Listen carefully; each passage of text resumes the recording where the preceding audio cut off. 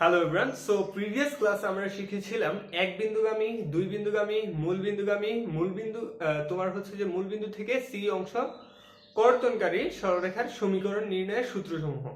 এ পর্যায়ে আমরা জানবো অক্ষদের খণ্ডিতাংশ জানা আছে এমন সরলরেখার সমীকরণ নির্ণয়ের সূত্র। দেখো আমাদের কাছে আমরা একটা কোঅর্ডিনেট আঁকলাম।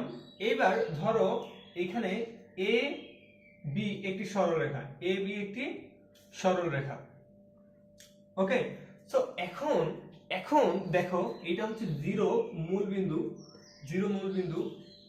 এই যে তোমার এ বি সরলরেখাটা এক্স অক্ষে এ কমা জিরো বিন্দুতে ছেদ করে, এ কমা জিরো বিন্দুতে কি করে ছেদ করে।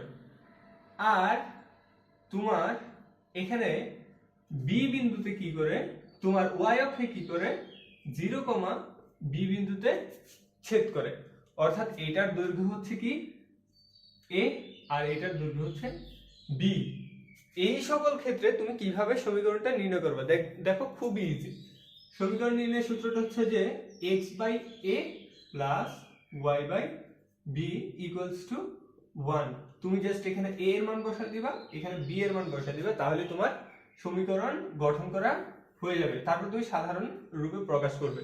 তো এইভাবে আমাদের যদি অক্ষদের খণ্ডিতাংশের পরিমাণ জানা থাকে আমরা খুব সহজেই সমীকরণ নির্ণয় করে ফেলতে পারবো।